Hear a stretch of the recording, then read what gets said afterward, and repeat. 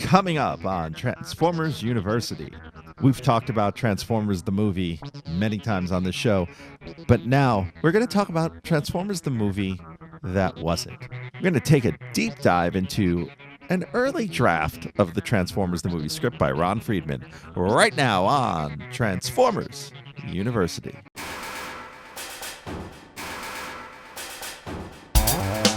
Hello, my friend, and welcome to episode 89 of Transformers University. I am your host, Anthony Brucali, owner-operator, madman behind TFU.INFO, the website, this podcast, TFU News and Views podcast, the social media, and oh so much more. I want to thank you for continuing on this ride with me at Transformers University. We're coming up on our third anniversary, and I just want to thank everyone who has been a part of this show, whether you've been a guest on the show, a patron, tweeted at me, emailed me, called our voicemail line, which no one has done yet, or just, or that one dude that stopped me at New York Comic Con because he recognized my voice and told me he liked the show. So to all of you fine folks out there who have been enjoying the show for 89, well, this will be 89, I guess, 89 episodes and then some, I just want to thank you.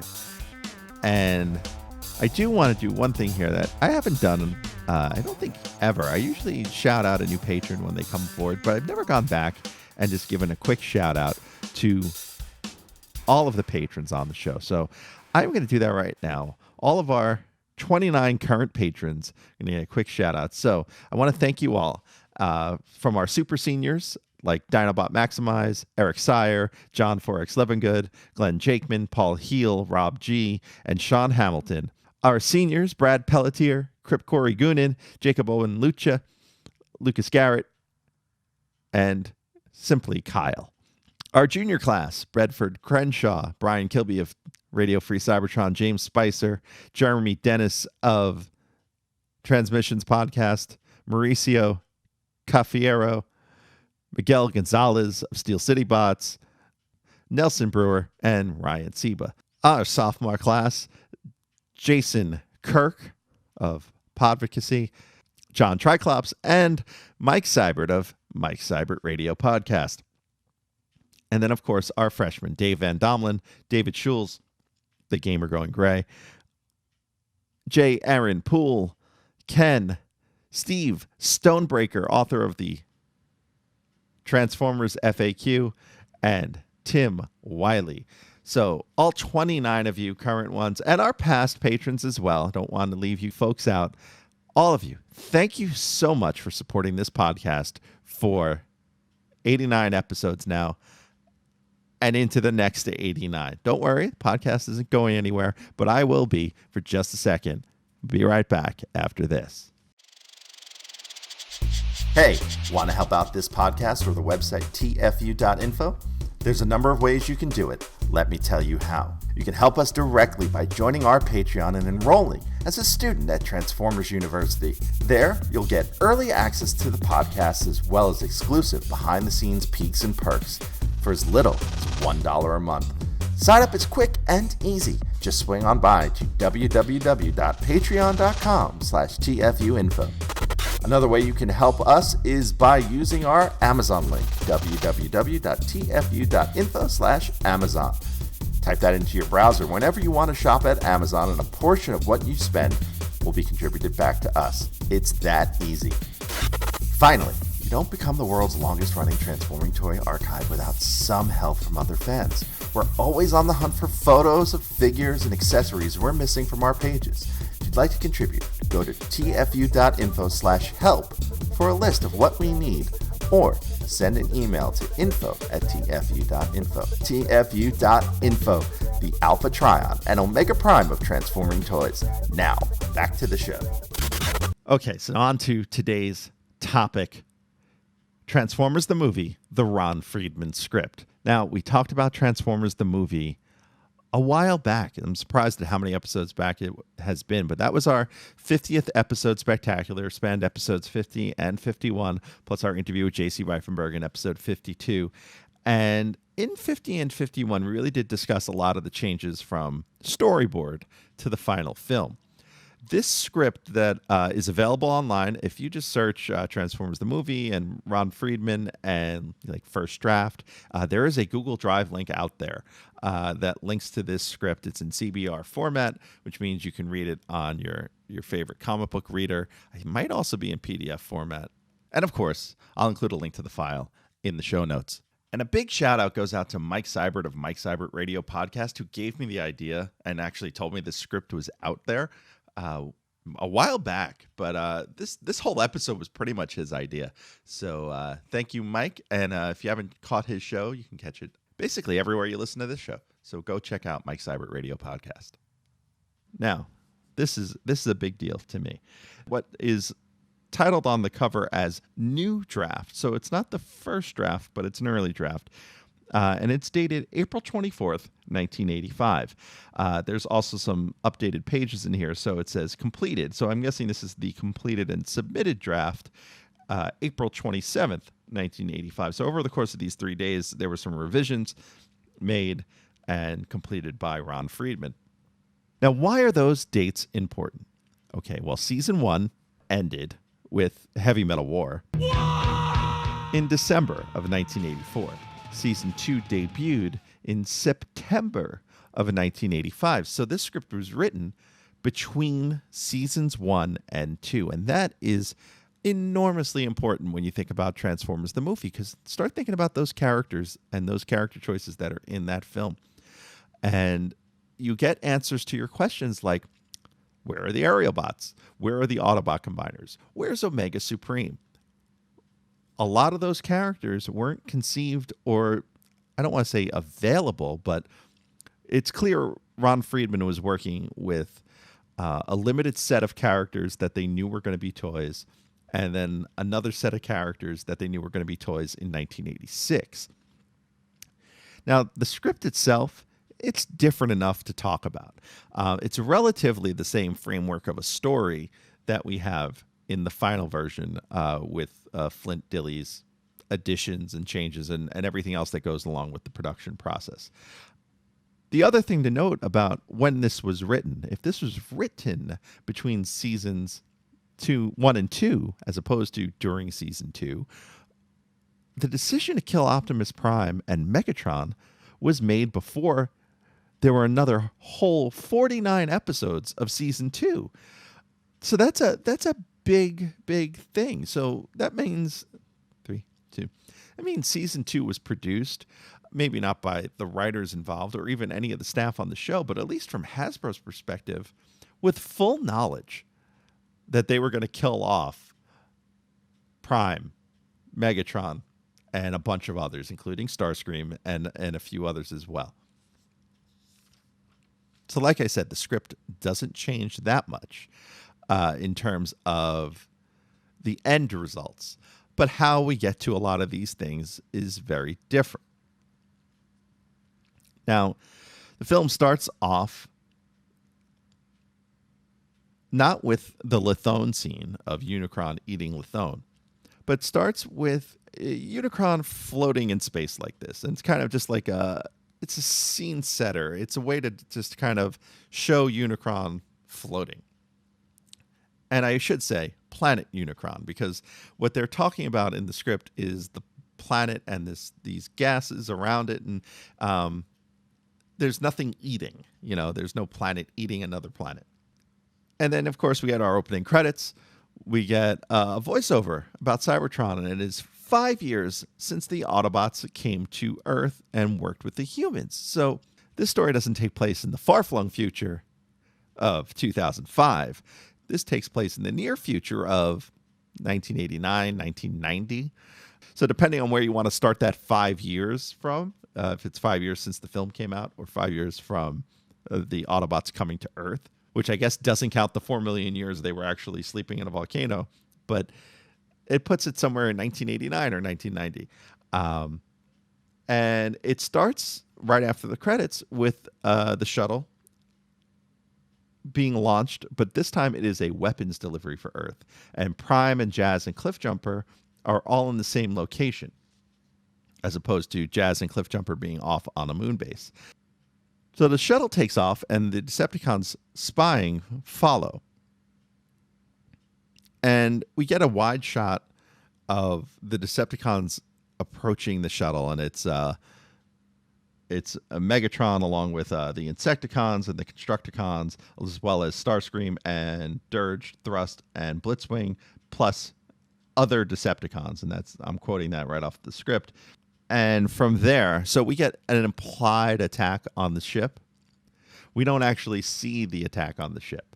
On the May 5th, 1985 scene that is added in, we get the attack on the ship with Ironhide and Prowl and Ratchet and Brawn. And the descriptions of the fight are actually very different to what was animated.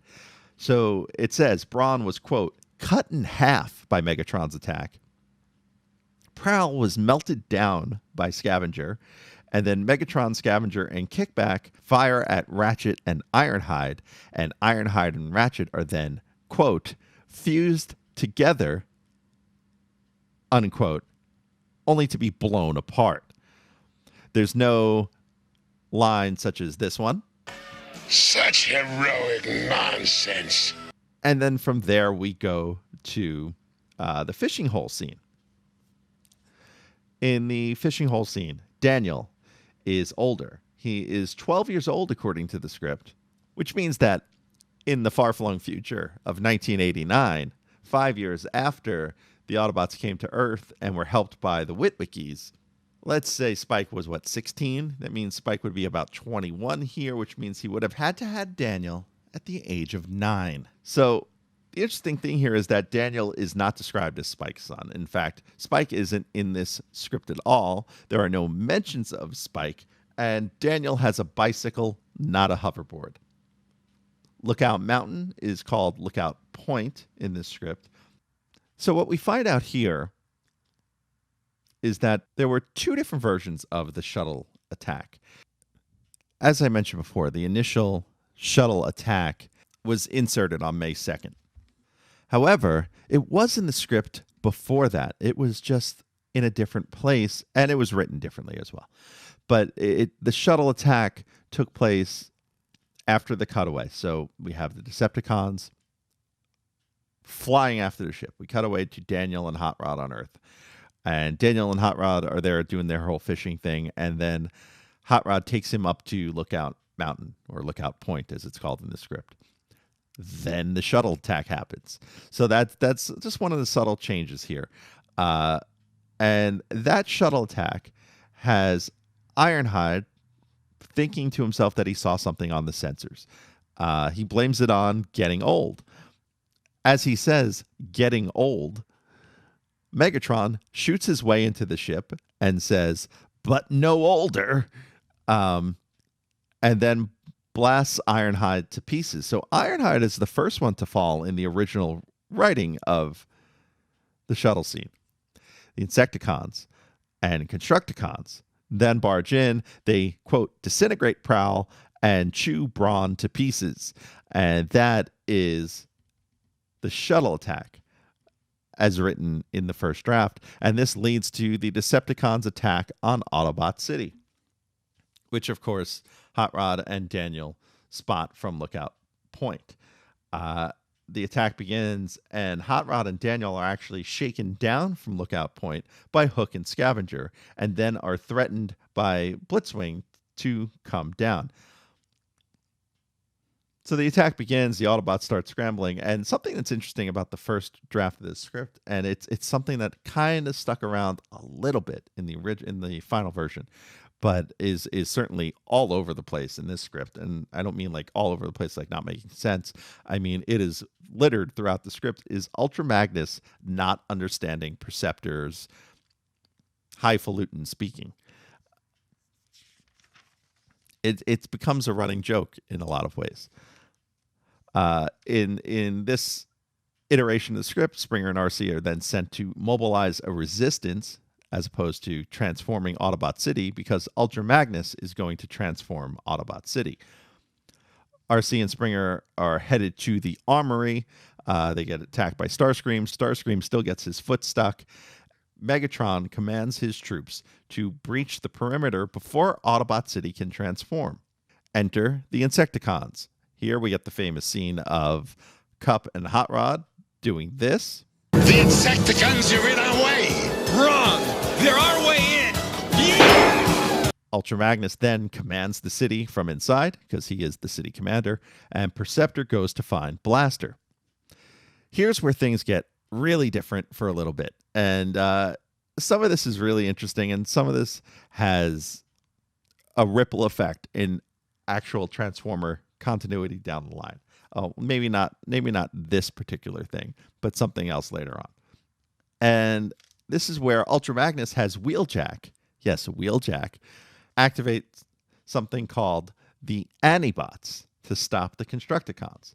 These Anibots were in the, quote, Robo-Zoo lab. What are the Anibots? So what you have here are 5 Autobots, all with unique names. And since one of them is named Pardo, I'm going to do this in the style of late SNL announcer Don Pardo and introduce you to the Anibots as if they were cast members of SNL.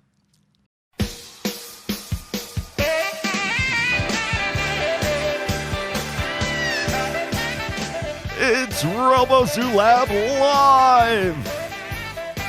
Starring Simba the Lion, Pardo the Leopard, Shriek the Eagle, Thump the Buffalo, G.E. Smith and the Saturday Night Live Band, musical guest, Clump the Rhino, and your host, Dragon Beast. Ladies and gentlemen, Dragon Beast. You know, I've been looking for a way to add that level of stupidity into the show, so I appreciate you indulging me with that. So the Anibots, if we look at their alt modes, Lion, Leopard, Eagle, Buffalo, Rhino, musical guest, those are the components of Predaking. So it leads me to wonder if these 5 characters, with a couple of tweaks, were then turned into Predaking. So the Anibots, they go on to fight the Constructicons. And, you know, we get to Blaster sending his message to Optimus Prime on Cybertron. Blaster rhymes everything in this script. I mean, everything, almost everything. It's like one line, it doesn't rhyme. And on Cybertron, Cliffjumper and Jazz receive bits of this message and relay it to Optimus Prime, which is a little different than Optimus Prime getting it directly in the final script. Megatron wants that message stopped. So yeah, Soundwave deploy his cassettes, just like in the final. We get the line, "No way 2 can play," as the Decepticon cassettes attack Blaster and his cassettes. But Blaster's cassettes have different names and mostly different alternate forms. So the cassettes are described as Stripes, who is a tiger, and I'll get back to him in just a second. Cubby, who is a lion, which was probably Steeljaw. Steeljaw, the lion. Stinger, a scorpion. So there was a plan for a cassette that turned into an Autobot scorpion. And Bolts, the robot, assuming Bolts would later become both Rewind and Eject. Just, you know, the mold being used twice in the toy line, because a lot of the actions described of what Bolts was doing during this fight are things that either Rewind or Eject did. Stripes is important here because even though he was just a character in a draft of a script, Stripes actually would go on to get multiple toys. He is generally just some form of a reused version of Ravage, but he had a toy in the Japanese line of Encores. First time he got a toy, that was an orange version of the Ravage cassette. He got a toy in the U.S. in the Generations line. I think it was still still Combiner Wars at that point, but it might have been right around the Titans Return Combiner Wars changeover. And he also got a toy in all lines, and really it's just so weird, in Masterpiece as part of an exclusive set of Autobot cassettes. But that's a conversation for another day. At the battle, we have some interesting and different things. Powerglide and Warpath fight Blitzwing, and they shoot him into the fishing hole. We get a scene where Skywarp and Thundercracker breach one of the walls of Autobot City. Behind the wall, they encounter Bluestreak, Hound, and Sunstreaker. It's described in the script that Bluestreak cuts Thundercracker in half, and Hound starts to shoot the legs out from underneath the Decepticons. Back on the moon base, Cliffjumper, Jazz, and Bumblebee are busy herding Dinobots onto the shuttle for Optimus. So this echoes into the story that we would see on the screen. That scene at the end of the Battle of Autobot City where they're herding the Dinobots onto the shuttle. That was always a little weird, right? Because we never saw that in the cartoon. Well, this script was written between seasons 1 and 2, so we only had a little bit of Dinobots to really use from season 1. So I guess Ron Friedman was trying to create this idea that they needed to be herded on to wherever they were going because they weren't that smart. And because it only appears once in the film, the final version, it's a little odd, but he sets it up early and then reintroduces it later after the Battle of Autobot City. And as they do this, Optimus gets on the shuttle. He leaves Cliffjumper and Jazz in charge. Now, the shuttle heads to Earth, but as it's heading to Earth, it's attacked by Astrotrain. I thought that's interesting and unique. And then at Autobot City, Megatron orders the Constructicons not to Merge for the kill! but to merge for final assault. I'm shaking my fist right now. Doesn't have the same ring to it, does it? Springer's pushback line is also different. He also does not say he has better things to do tonight than die. And the Devastator scene has a little bit more dialogue to it, but it's mostly the same. Inside, Ultra Magnus orders Wheeljack to initiate Dragon Beast. That's in quotes. He says, initiate Dragon Beast. Wheeljack then merges the Anibots, which I was hinting at as Don Pardo. And there's, in fact, concept drawings of Dragon Beast. You can find them on TF Wiki if you look up Dragon Beast. These are Fluoro Dairy designs. Dragon Beast can breathe lightning, and he fights Devastator. Optimus' shuttle then enters the atmosphere with Astrotrain on its tail. And Optimus sends the Dinobots out to shoot down Astrotrain as the Dinobots enter the battle in the city. Devastator is separated by the Dragon Beast, and the fight continues. So what's interesting here is that the Dinobots were meant to fight Astrotrain, whereas the Dragon Beast was meant to fight Devastator. Well, if you remove Astrotrain and you remove the Anibots, you then get a hole on both sides to have the Dinobots fighting Devastator as they do in the final version of the film. Hot Rod Cup, RC and friends celebrate inside of their pillbox after Devastator is separated. And we get a hint at the romance between Hot Rod and RC. They kind of unconsciously hold each other's hands during this celebration. The shuttle lands and Optimus sets out to challenge Megatron. So there's no big scene here of Optimus driving out and beating the crap out of everyone. He just basically shows up for a one-on-one showdown. And Megatron sends Dirge in to fight him instead, and Optimus dispatches of him rather quickly. Then Optimus and Megatron fight, and none of the famous lines are here. None of the one shall stand, one shall fall, why throw away your life so recklessly. All the lines you can quote off the top of your head, all the ones that have appeared in comics and other Transformers movies and media throughout the years, none of them are here. None of them.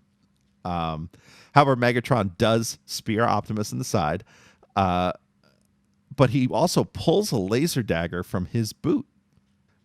And yes, some of the lines are still in here. About ripping out his optics, that's still in there. Sterner stuff, that's in there as well. Cup's line about finish him off Prime, that's in there. However, Hot Rod being told that it's Prime's fight, not in there. So, with that in mind, Hot Rod still interferes with the fight. Megatron throws Hot Rod at Optimus Prime and then shoots Prime and says, "Fall, you great scrap heap, fall." Yeah, again, not as much bite as the final version, and Prime does not get to say his never line as he takes out Megatron for one last time. After the fight, Starscream gloats over Megatron. Megatron knows he is dying and mentions his, quote, life spark. This is another interesting little piece of this script because the life spark is actually going to play a very important role throughout this script.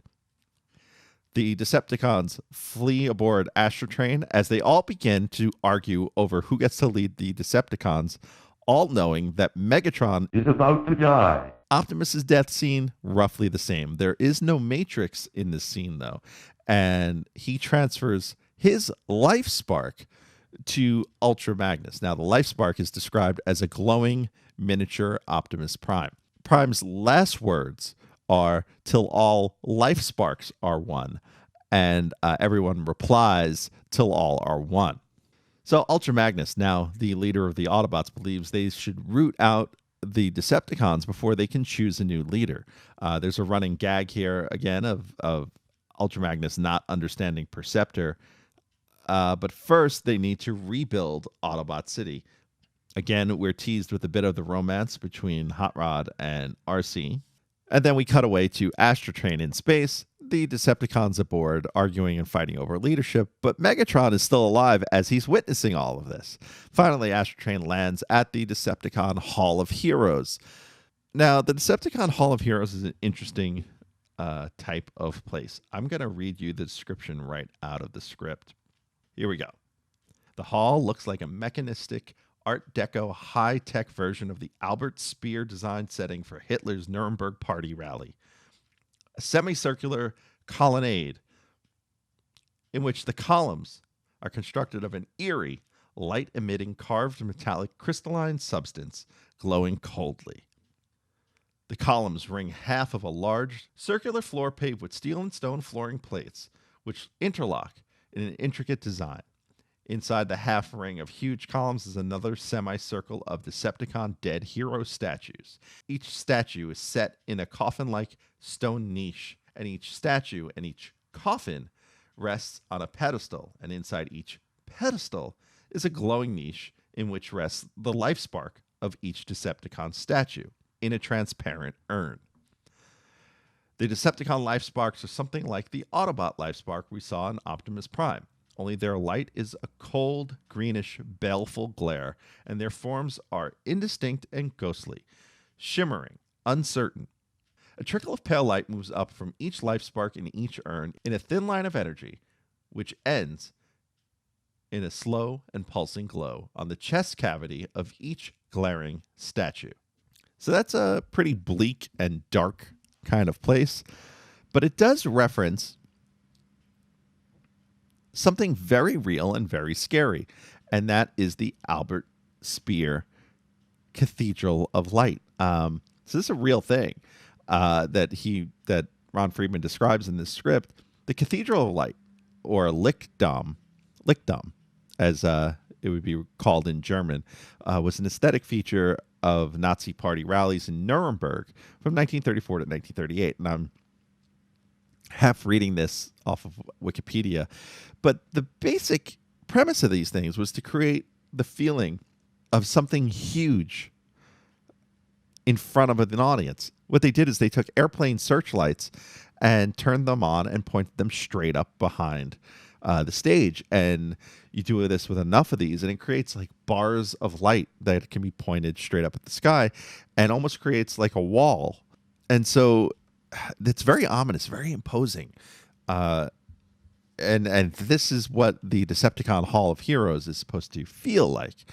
And inside of this Decepticon Hall of Heroes, the Decepticons fight still, even though Megatron is still dying. Your life force is running out. And desperately needs his life spark placed in one of these urns.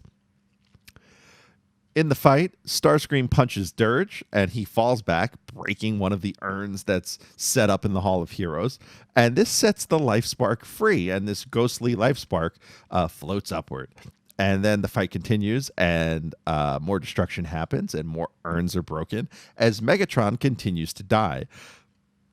Finally, one of the statues is knocked over and falls on Megatron, finally killing him.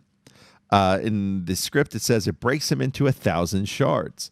And Megatron watches from his eyes as his life spark floats out of his body and dies. His body dies, and his life spark floats away.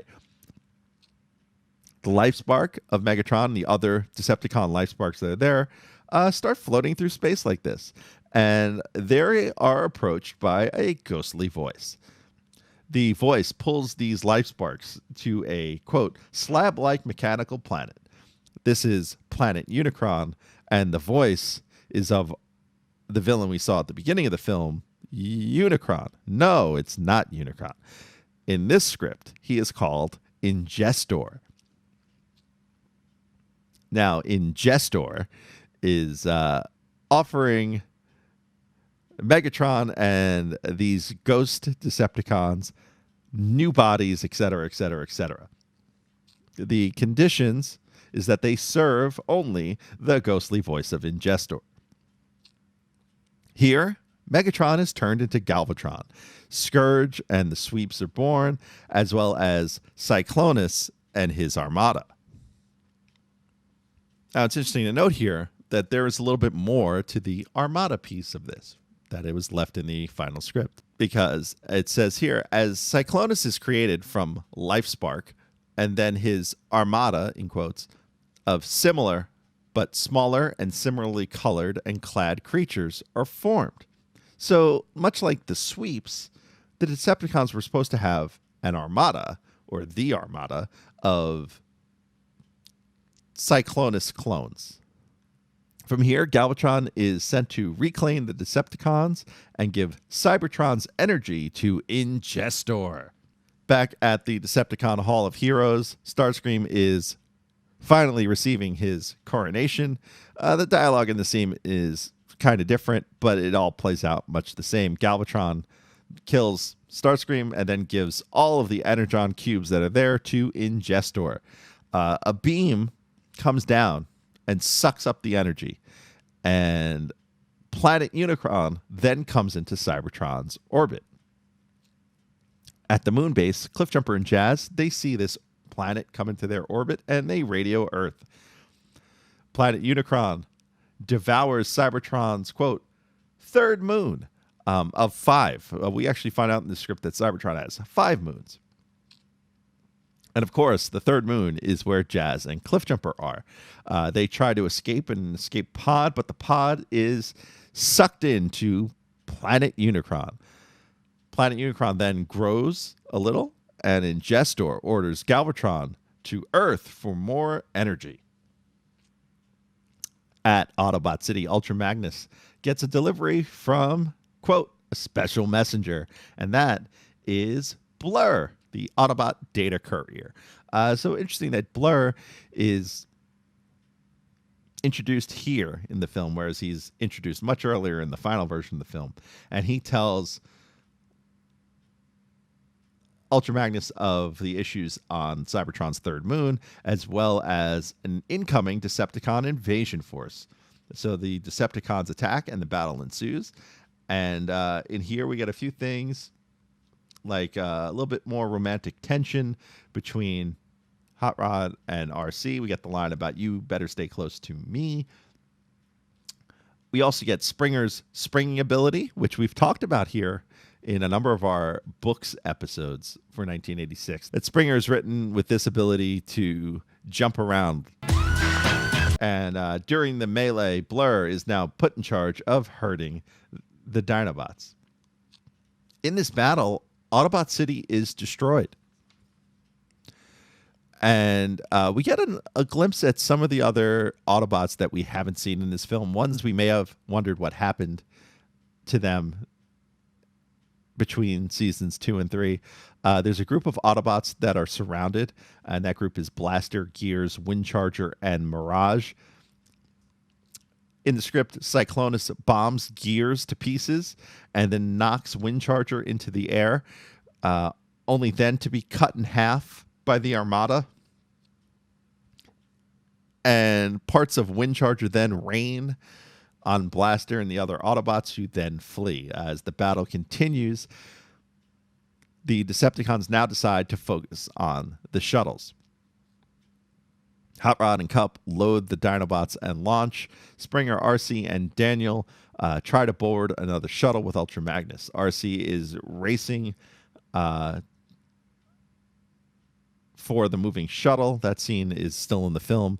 But instead of, reaching out and grabbing Springer's hand, he says, try springing for it. And she jumps her way into the ship, and the shuttle takes off. Galvatron, angry, leaves in his ship, which is described to be kind of like an aircraft carrier. So it's not just a big Cyclonus. And the refugee Autobots on Earth watch on, and those Autobots are Blaster, Sunstreaker, and Trailbreaker among, I guess, a group, but those are the ones that are singled out. In space, we get the Autobot combatant scene again. We get Cup telling his stories. But the Autobot see an energy beam begin to flow from Earth. On Earth, the sweeps have enslaved both humans and remaining Autobots.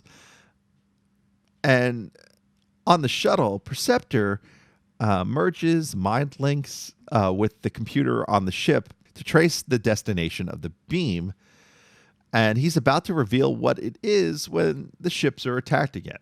And this is where we get stuff similar to what we saw in the final film. In this one, though, Hot Rod and Cup's ship is blown up.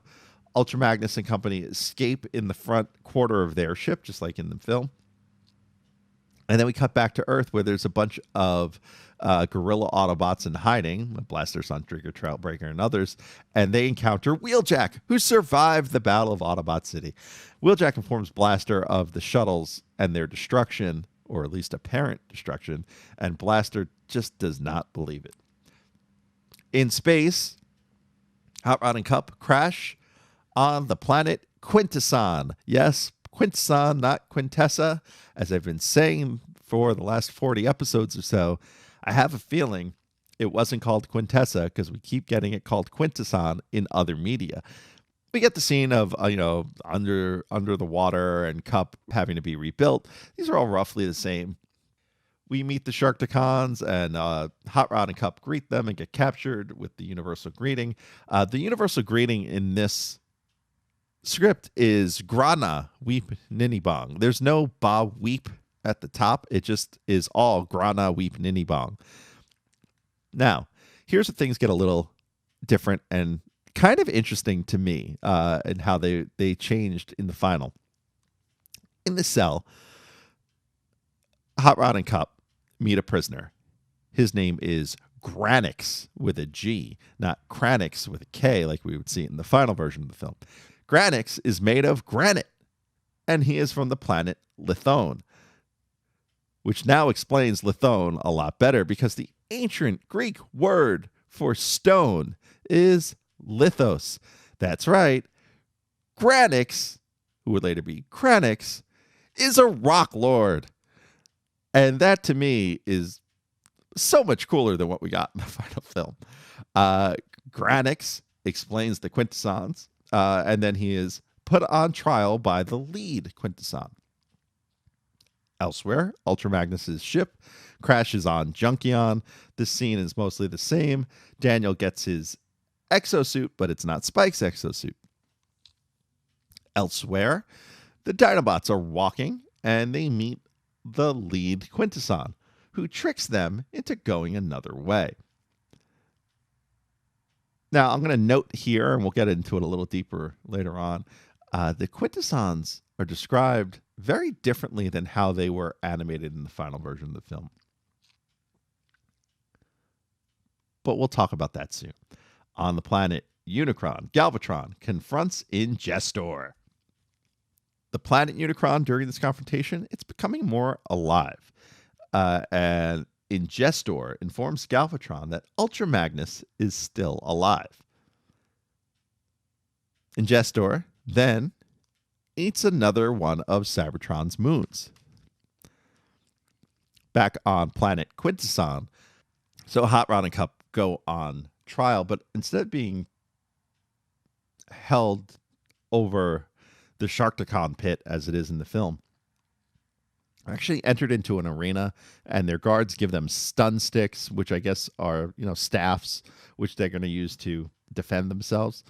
Hot Rod then leaps out of the pit and gets his stun stick around the throat of the lead Quintesson. And again, this goes into the anatomy of these Quintessons. They are five-headed creatures on physical bodies. They're not just floating five heads.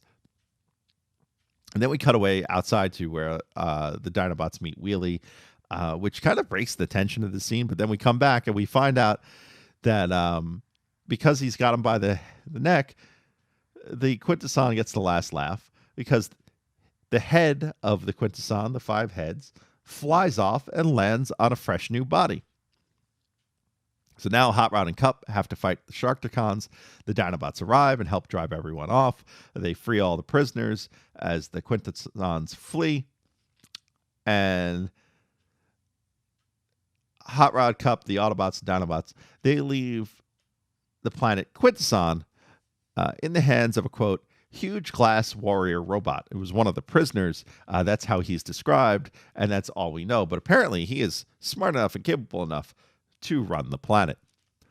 The Autobots leave in the Quintesson ship, as they do in the final film, and then we head over to the planet of Junk to have the Decepticons attack. In this attack, Ultra Magnus has a plan. See, on the ship, he's had Perceptor build clones of the entire Autobot crew, with the exception of Ultra Magnus. These mini clones are in Perceptor's briefcase. And Perceptor lets him know that Decepticons aren't going to be fooled for long. And Ultra Magnus says, quote, I can deal with that, which is the direct opposite of him saying, I can't deal with that now. The Autobots enact a plan. Hide. The Decepticons attack the Autobot clones.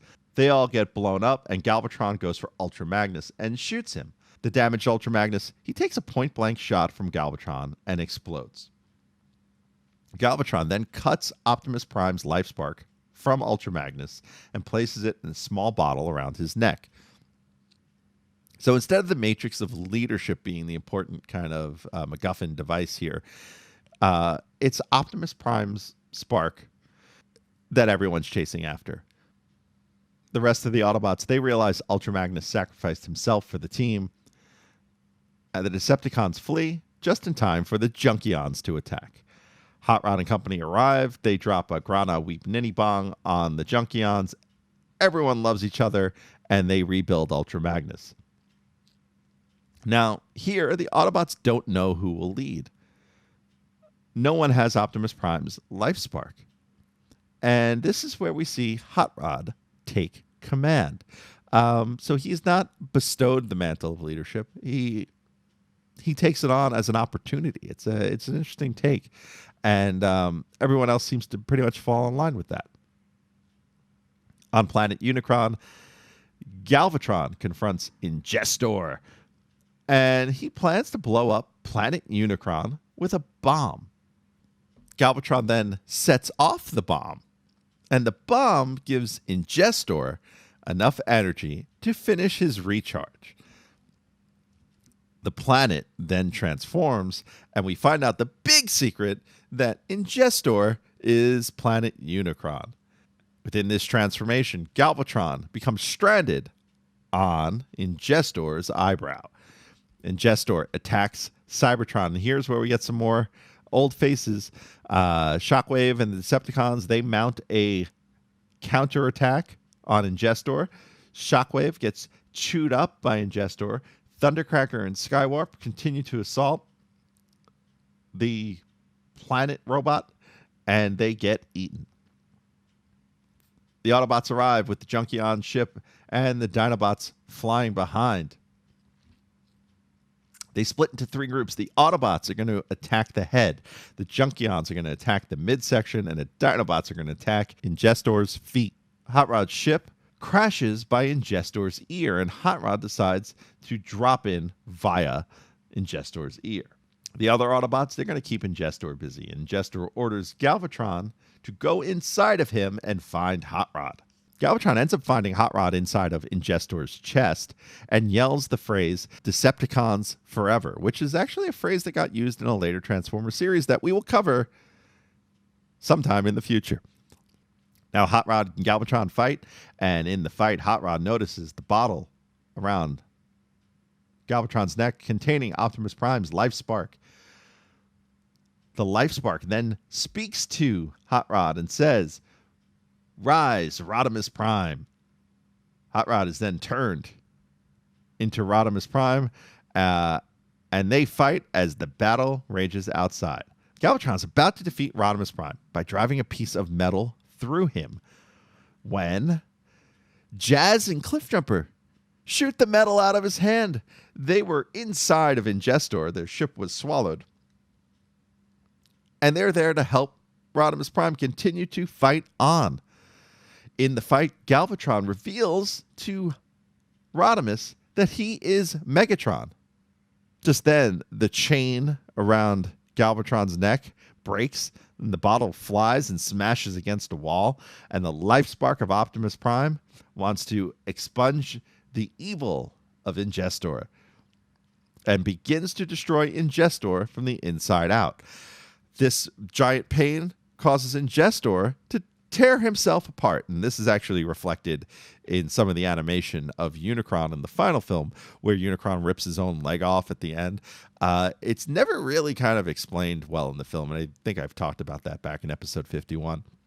But it's in the script from the beginning that he is in so much pain that he tries to tear himself apart. The Autobots flee, and an explosion blows Galvatron into space, along with Cliffjumper and Jazz's shuttle. As Rodimus Prime is trying to escape, he sees Cybertron's 3rd and 5th moons. Yeah, I don't think I mentioned that it was the 5th moon that was the second one that was eaten, but it's the 3rd and 5th moons of Cybertron inside of Ingestor's stomach. He didn't even chew them. He swallowed them whole. And Rodimus blasts the moons free, and they blow out of Ingestor into orbit.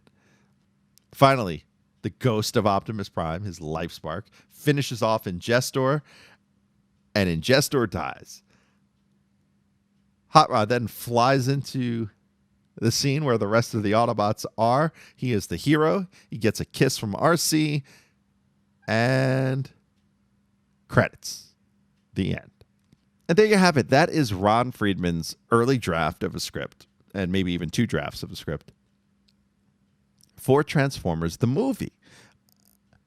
As you can see, it's very different in a lot of ways. It's very much the same in a lot of ways. The music, which is such a key part of the final film, that's all an afterthought, right? Like, nobody wrote to the songs and said, this song's got to be here because it helps describe the scene.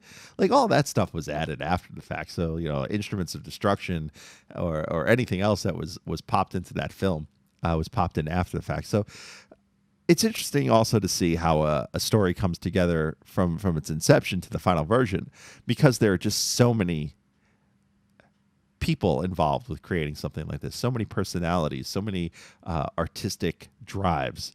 What motivated Ron Friedman to pen this script is different than whatever motivated Flint Dilley to make changes on the script, which then informs Nelson Shin's direction on the film, the voice acting, everything else. Like, it all has to come together and it all has to make sense. And there's just so many moving parts and so many different approaches. It's almost amazing that these things even get made.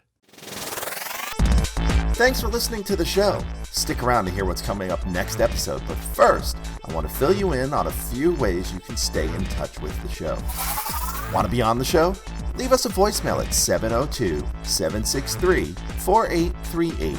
That's 702-POD-4TFU. Or send an email to info@TFU.INFO. Be sure to catch us on Twitter at TFU_info and on Facebook and Instagram under the username TFU.INFO, all one word. Also, please subscribe to our YouTube channel, youtube.com/TFU.INFO, where we post all of our podcasts plus special video segments, reviews, and live coverage of Transformers-related events such as New York Toy Fair and New York Comic Con. I hope you enjoyed this episode. Please visit us at www.tfu.info, the world's longest-running transforming toy archive. All right, so with 89 episodes behind us, we turn to episode 90. You want to know what's going to be on the next episode? I will tell you this. It is the final episode covering 1986. We're going to move on from the pivotal year in Generation 1 and move on to where the line goes into 1987. We've got one more episode in 1986, and that is the legacy of 1986. Why did we spend so much time on this one particular year of Transformers? We'll talk about it next time on Transformers University. Till then, I am your host, Anthony Bricali, owner, operator, madman behind TFU.INFO. Till then, see ya.